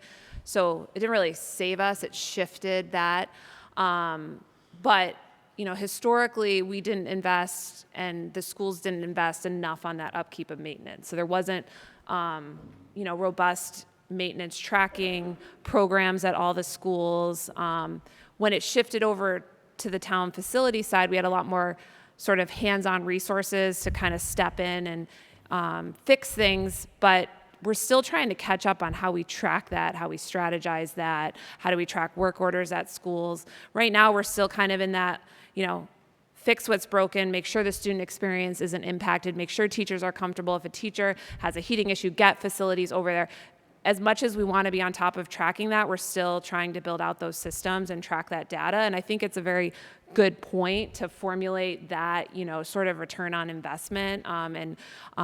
We just don't have that formulated yet, but we have been talking with the team in anticipation of this question about how we might start to talk and present that at the school committee level to show what is the current operational expenses at each school, what are the work orders in the last year at the school, where are we not keeping up with preventative maintenance, what should we be doing on, say, an HVAC system. At East and South, the new middle schools, when those projects turned over to the town, we had kind of a complete inventory, a modern building management system as part of that. So we have that data, but we don't have that data for like Hollis or Highlands or Ross. So, we kind of have information, but in a lot of different forms that we need to put together in a comprehensive way so we can make good decisions about it. So we're working on it, but I agree that is like a valuable tool that we need to pull together as a community, but we're kind of starting from scratch a little bit on how the town facilities team can present that to both the community and the school committee as they make these decisions. Why don't we create a plan to do that? And I'm not asking us to do it overnight, because I do know that it costs money to key in all of the data for the equipment. And as Mayor Joyce had just mentioned, we've got two buildings, Middle and East, and the reason for that was because we actually got some money to create some software and key it into the system. So we actually have those two systems maintained. So why don't we build a plan that we can publish in the next year or so that shows, in 2 years or 3 years or 5 years or 10 years, when we'll have all that data in? I think it's definitely a cost consideration. Real big picture early on. I think I was talking to, I think it was the former facilities director, Mike McGurty, about what it could take. Could we put a school into, could we put Hollis, that's never been into one of these building management systems, into one? Like, what would that take to hire someone to go in and inventory and put all the systems? And it was, ballpark like $1 million to create that for Hollis. So not saying that wouldn't be a wise investment, but is that where we want to spend $1 million across each elementary school? And I don't even know if that would be the cost. I just think when you're, if you can't do it with your own resources, which I don't think we've ruled out, we might be able to do it with our own resources. When you hire out a consultant to do that, it's a very extensive and long effort, and I think it's something to consider in the future, but it could be quite costly. So something to consider. And I agree with that, Mayor Joyce, but I also think that like Mike McGority and Mike Esmond, they came out with a plan that's actually not very dissimilar to what was shown today. You did a great job of presenting it in a very nice way, and we have a wonderful website. It looks better than it did. But basically the numbers are pretty much the same. There's some more detail, like we have numbers between 90 and 135 million currently, and then in 5 years' time, we've got some additional numbers because the percentage goes up, and then in 10 years' time, we've got some additional numbers, and that's all useful. But if we had, instead of spent the couple of $100,000 on the consultant, but we'd spent it on, and it was a couple of $100,000, if we'd spent it on having the maintenance department and Mike Esmond doing that work, right, of keying everything in, we would have that data to hand. So my real question here is, the thing that I've always been agitating for is how do we do this long term? How do we solve our long-term questions, right? And we're doing this now, but 12 years ago, we did a similar report, right? I mean, I don't think it was as good, but we had a report, and that report set the strategy for basically Manadequat. And it set the strategy for the middle schools and all that. And we started implementing it, right? So what I would have liked to see with this report or going forward is a live system, right? So wouldn't it make more sense, instead of every 10 years we don't do everything, but we have the capacity internally, right, to be able to manage that? Wouldn't it make more sense to do that? Why don't we do that? Why don't we create the capacity so that we don't have to spend $400,000 every 10 years on that, but we've got the ability to get that data up on a yearly basis on a live system and help us make better decisions? Why don't we do that? It's possible that we could have the capacity with internal teams to inventory buildings, put them into a system and use that. Our finance director, Mike Esmond, tackles this while also keeping us out of a hole and keeping us on a 5, So it's not really, I wouldn't put this on his responsibility per se. And I think too, on our facilities side, they do need more resources and they do need, more staff to be able to help do this. And that might be exactly where we place, some of this, the effort moving forward as we think about the systems that we have, what we might need to build out, what is our own internal capacity to build it out. I think it will play into the conversation whether or not, we need to rely on a consultant or we can do it in-house. But we haven't had the in-house resources to date. So it's just identifying what those could be, what the system would want to be, and getting something in place. So it was mentioned about budget issues, and it was said that we don't have the resources and we don't have the money, the revenue. Actually, we could do that, and we've done it in the past. Back in the 20th century and also in the 1890s, we spent more as a percentage of the value of our town on school budget and the town services than we did. So why don't we work on getting more revenue? Because that's the other critique that I have of the presentation tonight, which is, I mean, we talked a little bit about budget, so we talked a little bit about getting debts, but what about revenue? Have you thought about revenue, and are you going to show any revenue ideas, how we can get some additional revenue? Yeah, I mean, revenue is a critical piece of this. A lot of our revenue restriction is because of a state law. Our towns, most of our revenue comes from our property taxes, commercial and residential, and the growth of that value every year is restricted to 2.5% growth. So it does really makes it hard to see significant amounts of new revenue when that's the majority of your revenue. Now, new growth, new investments in a given year add on top of that 2.5. So communities like Weymouth and Quincy have seen upwards of $2.5, $3 million of new growth a year in Weymouth, $7 million in Quincy. Braintree's been hovering right around 800,000 year over year. So there's big differences in the amount of money that's brought in during the new growth. So that's more money. I think it's trying to frame the order of magnitude of revenue that's needed. Other ways for communities to get more revenue is through tax overrides or debt exclusions, voter approved, opportunities to collect more taxes from residents. Those are the main revenue side. Certainly state aid that we get, grants help bring in more resources. But when we talk about the amount of revenue that's needed, I think we should be careful to be realistic for how we might get there. And if we're talking about we want to have twice as much revenue as we have today, I don't know if we're going to get there, but I think that is part of the conversation. What is the level of revenue? And Mr. Cass, I'm happy to take more questions, but there's a couple people standing, so you can we can come back up after they have a chance. I appreciate that. Thank you, Councilor Moran. Good evening. I'm Peter Moran. I'm the counselor for District 6, which includes Highland School and Liberty and South. I want to thank you for the work that you've done on this. I think that it informs the discussion. Particularly, it informs the discussion about our present circumstances. I speak as someone who, and my wife warned me not to sound like an old fart, but I went to Highlands, I went to South. My kids went to Highlands, went to South.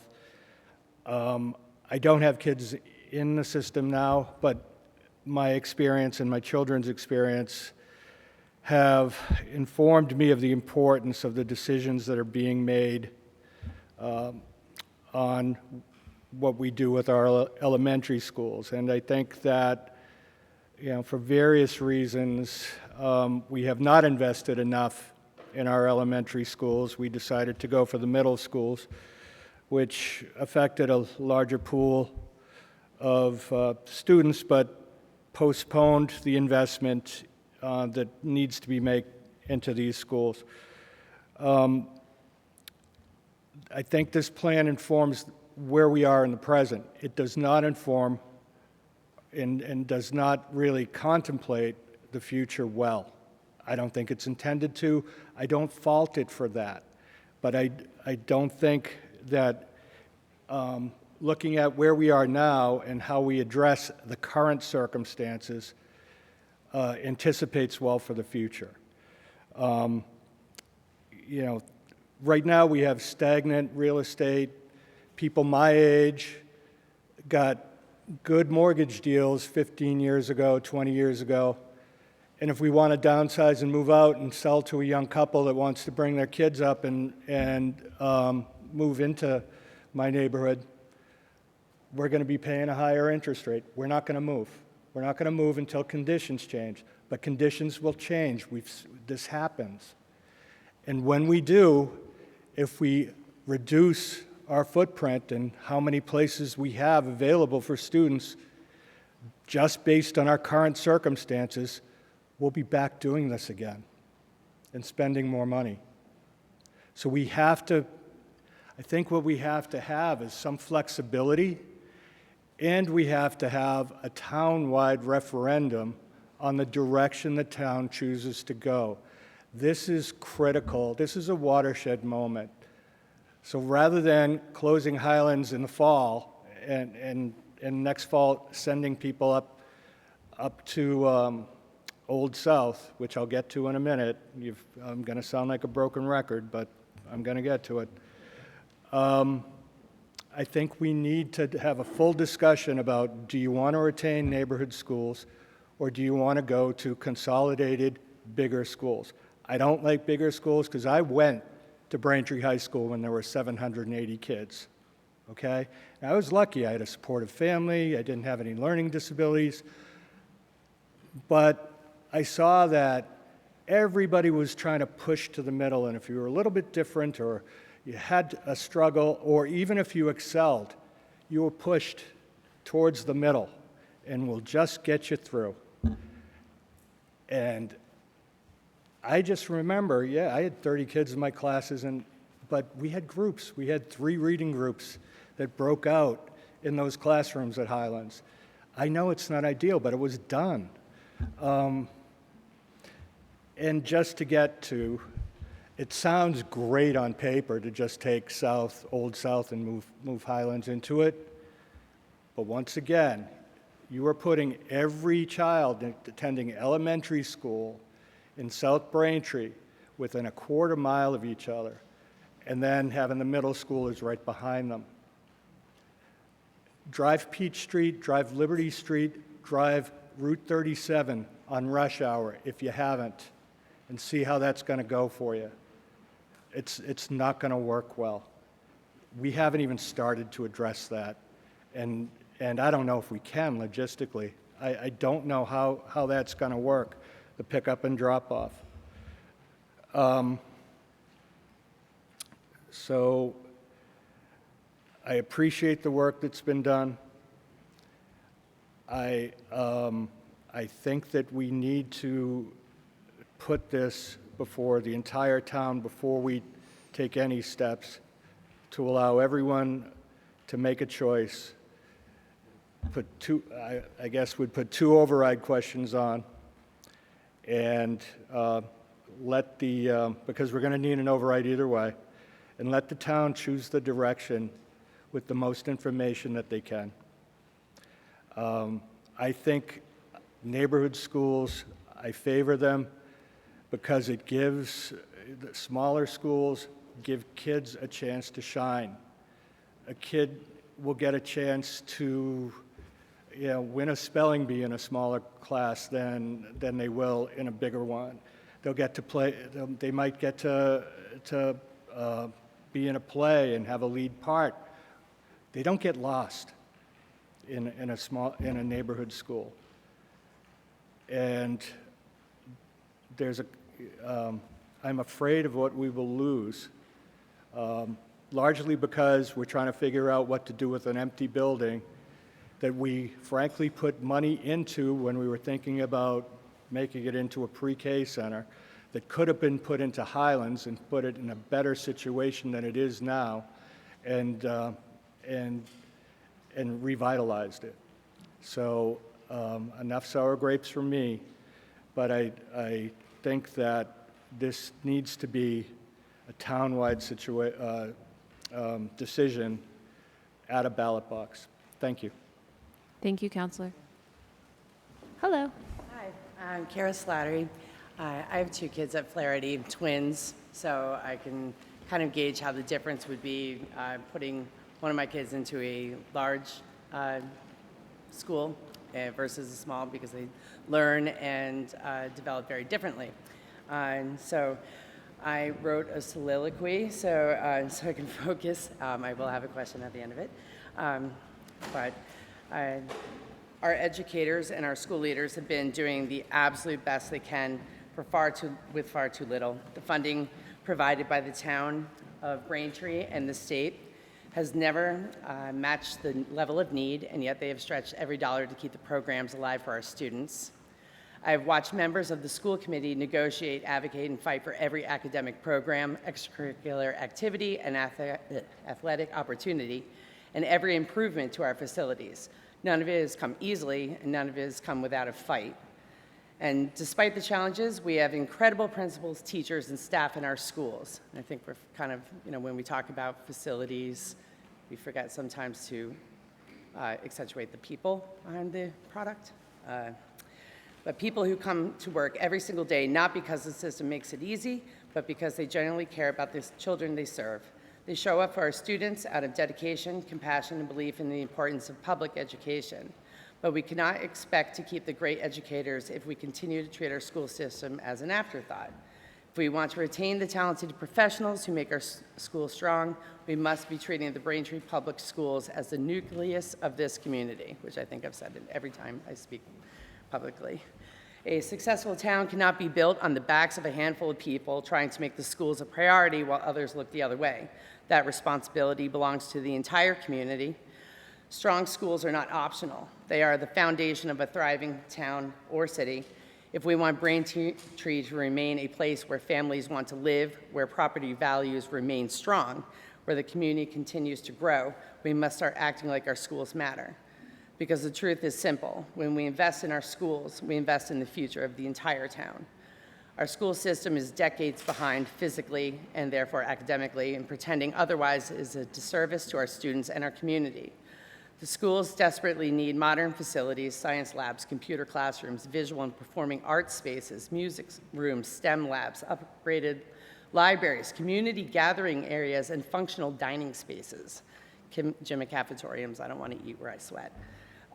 So these are not luxuries, they are baselines for modern education, yet facilities alone are not enough. A strong school system must also provide a robust catalog of academic opportunities that prepare students for the world they are entering, including the arts, music, theater, advanced computer science programs, a full range of AP courses, and strong athletic programs that give students opportunities to grow, compete, and lead. These programs are not extras. They are essential parts of the well-rounded education and critical to keeping students engaged, inspired, and prepared for colleges and careers. Yet while other districts, even those in lower-income cities, have invested in both their facilities and academic offerings, we have allowed years of neglect to pile up. So let's be honest, you cannot build a 21st century education on a cracked and crumbling foundation. For most of our buildings, cosmetic upgrades would be nothing more than a Band-Aid. Aside from East and South, nearly every school is suffering from decades of financial neglect and deferred maintenance. That neglect didn't happen overnight, and it didn't happen by accident. The era of political games, complacency, and backroom favoritism needs to end. Our school system must be treated with seriousness it deserves. Our children must be treated with the seriousness they deserve. Our community's future depends on it. That means facing the reality of funding. So if it means pursuing another override, even if it's unpopular with those who refuse to acknowledge the problem. One override in the entire history of Braintree is not a sign of fiscal discipline. It's a sign that we have avoided the investments necessary to keep our community strong. Strong communities invest in their schools. High-quality school systems are what make towns desirable, stabilize commercial investments, strengthen property values, and attract families who want to put down roots. It starts with the schools. We need a comprehensive rehabilitation of our school infrastructure and a commitment to maintaining strong academic, artistic, athletic programs that give every student the opportunity to succeed.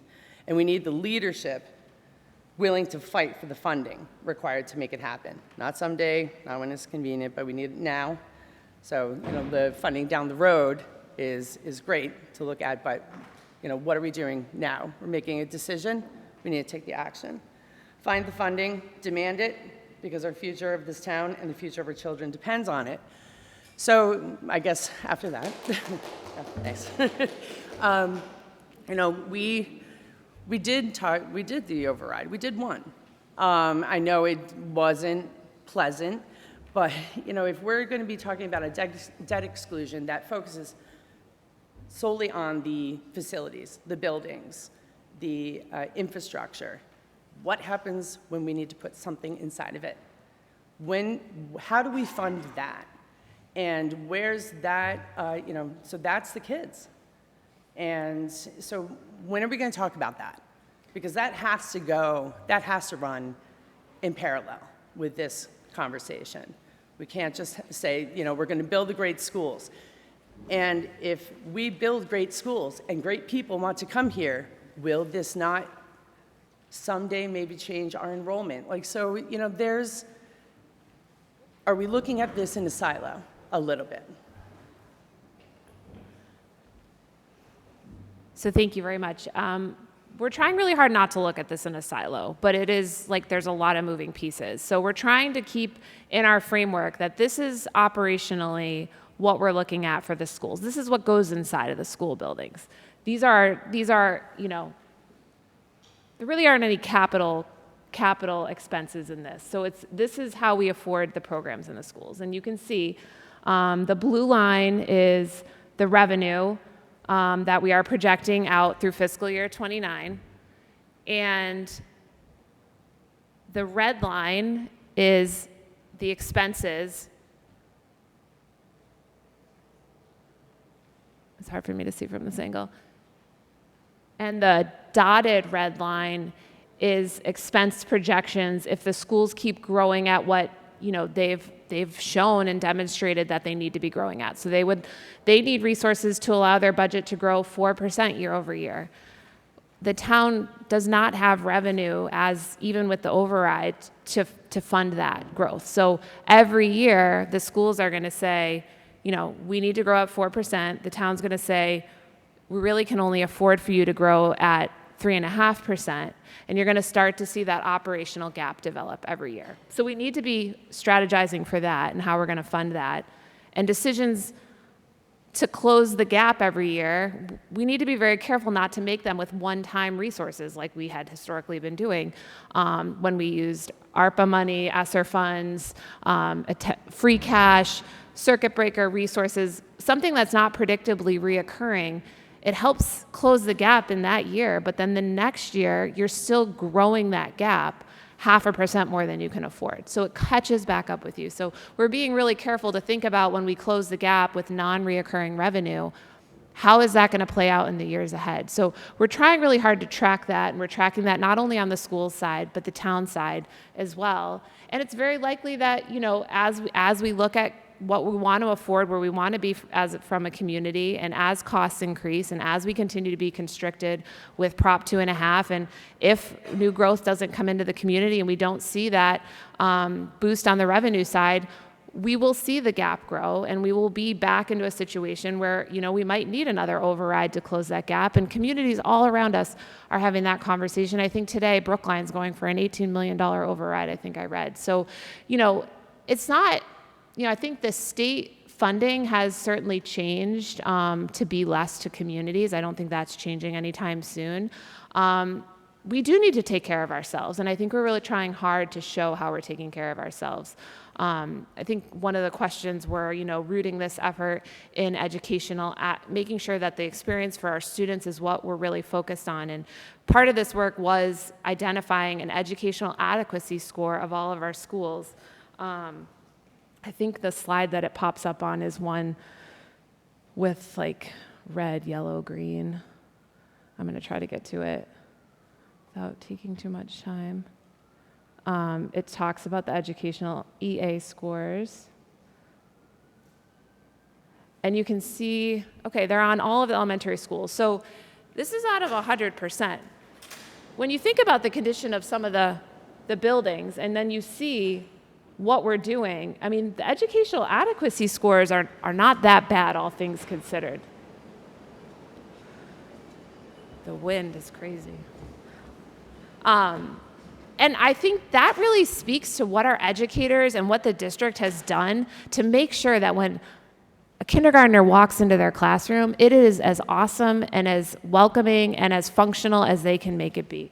And they are scoring really well. Now, we know that that score doesn't really line up with, when you look in the empty closet or you go into the boiler room, but the student experience is really something that the district has thrived to keep high with the conditions of the building. We just don't want that to become something that stops being as effective. And we are asking a lot of our educators to keep making do in rooms that we would love to be able to invest in and modernize. So I think when we look at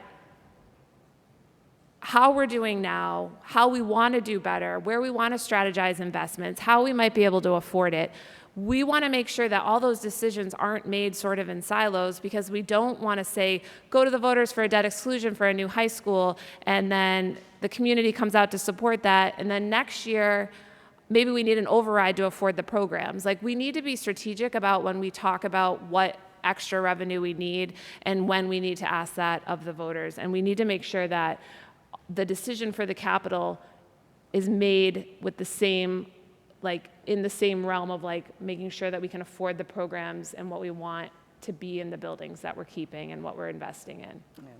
So my only concern is that if we hold out for too long, and again, we'll be looking at another $18 million. Why not do smaller increments like other towns have done with their overrides and their debt exclusion, mostly overrides, that's what I focus on, but smaller increments more often than waiting until the 911 moment and saying, oh my God, we need $18 million, and then having the entire town implode. So like, that's, if we take care of things, maintain, we don't have to revamp. So, thanks. Great, thank you. Yes? Hi everyone, my name is Roger Lee. I'm a proud parent of 2 boys, and I'm here to represent Morrison. Woo. It's very funny that everybody's talking about deferred maintenance and the door keeps opening. So I kind of want to touch a little bit on something else, not as much as on the maintenance. So we addressed the maintenance backlog, right? Like you're basically admitting that this has happened. Your chart's telling us that.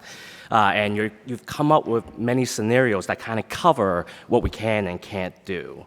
So moving to a centralized early and upper elementary system is a massive shift from our families. How will your districts ensure that these isn't just a short-term fix, but a 50-year life cycle replacement that isn't a Band-Aid, that justifies the transition? And specifically, has the town explored creative non-tax revenue, like energy enterprise funds for solar or public-private partnerships to help fund these modernizations so that the burden doesn't fall entirely on the people here that pay the taxes? I'm just looking for a plan that outlasts my kids' time at the schools. My 5-year-old is great at a lot of things, but I prefer he doesn't add structural engineer to it while he's in class.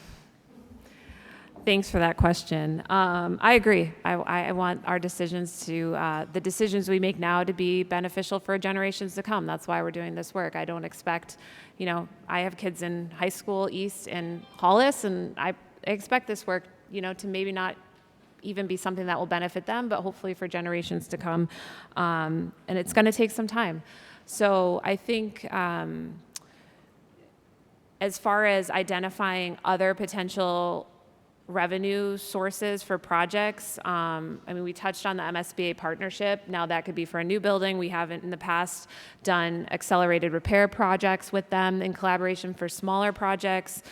So I think there's opportunities, depending on the project, whether it's like an energy project, efficiency project, that could have grant opportunities that we could explore. We haven't generated a realistic list of that yet, but I think that is, has to be a big part of the conversation moving forward. But we haven't honed in on any of them other than to, talk really big picture about something like a public-private partnership to build a school. I think there's communities in other states that have done that successfully. So trying to think outside the box about that is somewhere I think we need to be, but I don't really have anything like, I couldn't pull up a list to say we've considered these as being, possible or not possible. I think that conversation still has a long way to go. Can I also make an additional statement? I really, really do appreciate that you guys give the community a voice, give us a chance to kind of talk and digest everything, because you're throwing a lot of information out there, and I really do appreciate it. So keep doing the community stuff. Thank you. Thank you. Yeah. Yes, come on up. So when the override just got brought up, you said that there's $50 million that we need for deferred maintenance to keep the schools that we currently have renewed to whatever level that we expect them to be, $50 million that we need theoretically towards a high school if we get brought to the top of the list. The timeline had something about closing one of the schools for this upcoming school year, so like we wouldn't know if we were getting the high school money. So if you were to put a $50 million override up to the town right now, maybe it's broken up if we're going to keep all 6 elementary schools or we're going to do 4 or 5. How does that measure compared to the override that we just passed? Like as far like as a cost size? to like a cost to an individual taxpayer or order of magnitude? And I understand that interest rates are way different, but like, is it 3 times as much money that we're asking of the community? Is it half as much? And this is really important for the school board, because whatever they decide to put forward, we got to put something together that we actually think the town's going to go for. Yeah, and I money think matters. when we talked about, I'm going to get close to the end, the timeline. I'm going to go to the timeline step. So on the top here, we have begin planning for debt exclusion votes to support high priority projects. So I think as early as, this late summer into the fall, we might start putting formwork around, if we were to say, embark on a vote. I think Councilor Moran had suggested maybe a townwide referendum or some vote. Do we want to go to the town with a ballot question that asks what direction to take, or do we want to take it one step further and say, do you want to take this direction and, debt exclude some amount of money? I think it's, do people want to make the decision when there's no money involved? And then when the decision to spend the money, you're going to be making your decisions, you're going to have to have a backup plan. So I think trying to keep in mind what it could look like, what could be the cost, how you track it against potential future overrides, other debt exclusions. If we were to do, we did talk real big picture about whether or not you would do a debt exclusion for repairs at the elementary schools alongside, say, a debt exclusion for a new high school, depending on the timing of that. Of course, we would have to have a formulated plan on how to spend the $50 million. If we were to, say, have $50 million to spend on elementary schools tomorrow, it would be hard for us to identify projects, get the projects procured, completed.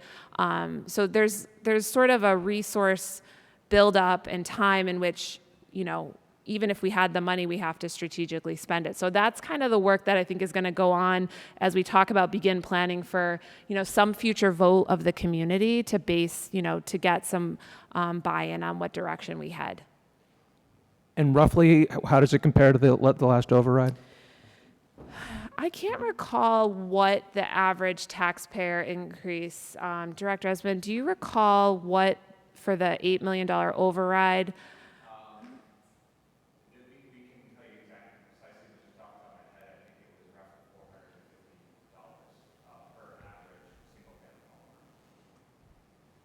So that was adding $8 million a year to our operational budget. So that's like an every year increase. Debt exclusions have a timeline and they're for a specific amount. So it's a little bit different, but we could give order of magnitude for what that could look like to a taxpayer as the school committee starts to vet some of these options.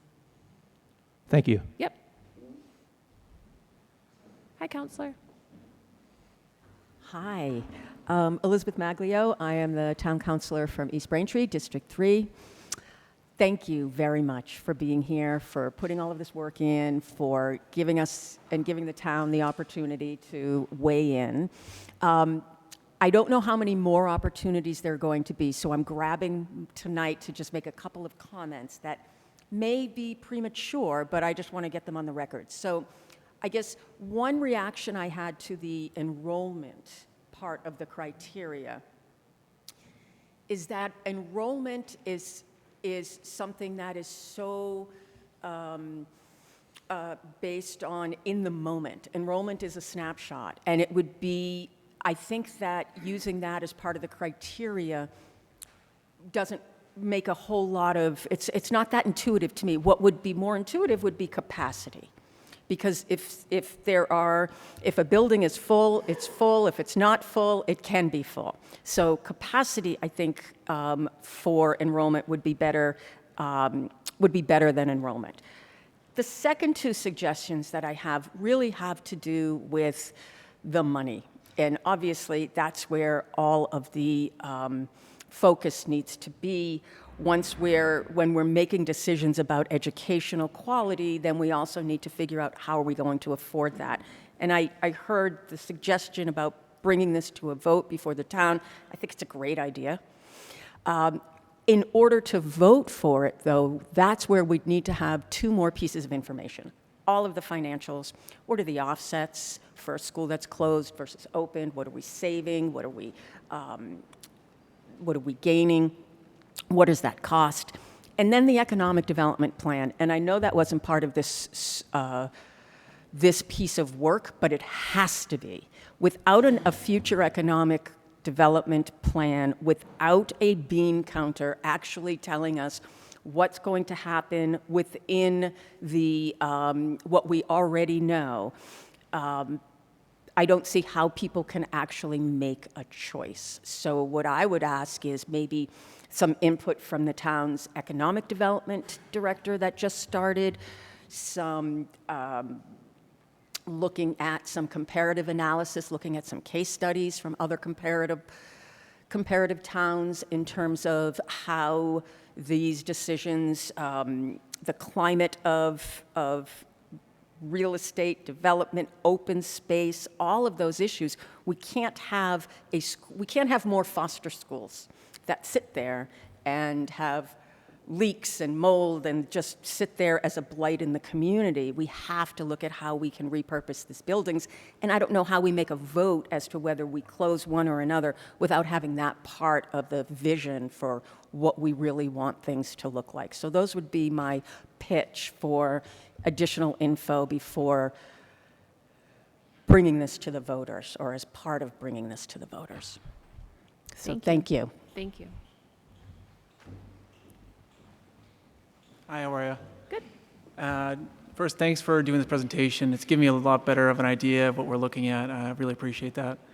It seems like you've put a lot of time and effort into this. The one thing I would love to see, and I think it would help for all voters, is just more detail of what exactly these are. I'm just a very visual person, so seeing like what those like updates to the classroom, what the education would be like. Like I understand that the sinks when I went to high school and the laboratories are still broken, but like what exactly would those updates look like?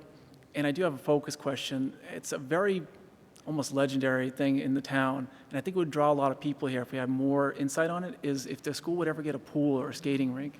And is that something within the scope of the project? So I think, we do, separate from the school sort of building, especially at the high school, we need to have a community conversation around athletic facilities at the high school. I think, years ago, there was contemplation of putting a multi-sport facility, a title not to be named, next to the high school. So I think that is a part of a bigger conversation that we need to have, especially as we look at, if we do renovate or build a new high school. I think we should make sure we include in that conversation the ability to afford. I mean, we do need to update our turf and track. That is, an investment we need to make, very soon. Are there other facilities that we would like to have for our students, whether it's a pool or, another turf or additional, rinks, whatever it ends up being. So I think that has to be part of some of the feasibility planning when we do talk about what we would do at the high school. And I think that should also, and will need to also play into the capital plan. Right now in our 5-year capital plan, we haven't been able to afford the investments in our recreational spaces that we want to. My, $35 million 5-year plan doesn't include much of money towards a new fire station, and we know we need upgrades there. So when we're trying to, pick away at what is a really big backlog of, amenities that we want to improve, there's a lot we need to talk about. So I think as we talk about the future of the high school, we need to also take into account, the whole site with the facilities and what we want to see there and how we might afford and put that into the capital plan as well. Okay. Thank you. One follow-up question. With the feasibility, I'm just not understanding the timeline there. So like when would I be able to look out for that? So the feasibility study is what is required by the MSBA as the next step. So you submit your statement of interest. If the MSBA reviews your statement of interest and decides to partner with you, to enter into a partnership with you, they require you to do a feasibility study that matches their requirements as early, onboarding of a project. So the feasibility study will be, what are we going to do with the high school, whether it's a renovation or a new build, and that. So that would be, the soonest that could happen is probably early next year if we're accepted into the MSBA process for a new high school. The earliest we would look to be starting that, where you might hear more about that work happening, would be next January, February. Okay. All right. Thank you very much. Thank you. Any other comments, questions? What was that? Oh. Yeah. I mean, I think there's a lot of really cool opportunities that we can explore. I think this is really, the town isn't, forgetting about the work ahead. We're strategizing for the years to come. I think we have a lot of options and a lot of really cool things that, hopefully in the months ahead we can talk about with each other and at school committee. I think feeling like there's a perfect option out there is probably not how anybody feels. But I do hope that the community can see some excitement in the years to come based on the decisions that we'll be making. And yeah, I'm really excited for feedback. This is I think an important visioning effort for us to take, and it also gives a lot of direction in the years to come for leaders who will be sitting in school committee seats and town council seats and in the mayor's office, and really trying to hone in on the direction the community wants to go in. We are here to serve you guys, not tell you what we think you should do. And there's a lot of information out there. I hope tonight's presentation gives it to you in a format that you haven't seen before and helps you kind of understand the magnitude of what we're trying to tackle. And I just want to thank you all for spending a good while here tonight, and hopefully continue this conversation as you head home tonight. So please, if you have questions that weren't answered or you think of something, you can feel free to email the school committee, mayor's office. Like I said, this conversation is going to continue at the school committee in the months ahead. So thank you all for coming out tonight, and thank you. Oh, we do have to, yep, this will be posted on the facilities website, but we can also get it out probably through Parent Square. I also do have to turn this over to both the school committee chair and school building committee chair to adjourn their meetings. So thank you.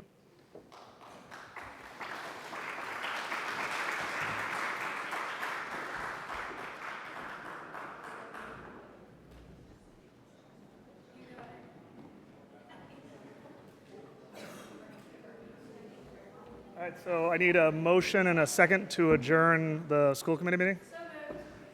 We have a motion and a second. I need a roll call vote. So Member Kersberg, Member Donahoe, Member Tuffy, Member Horak, Member Fogarty, Mayor Joyce.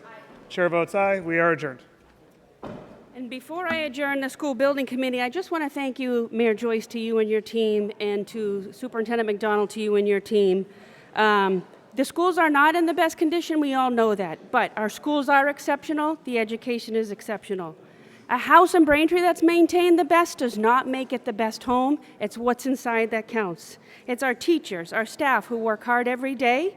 It's the curriculum, it's the pride and the knowledge, and this is what makes our Braintree Public School systems amazing, and this is why we are exceptional. Is there a motion to adjourn the school building committee? Motion made by Superintendent McDonald, seconded by Director Esmonds. Thank you all.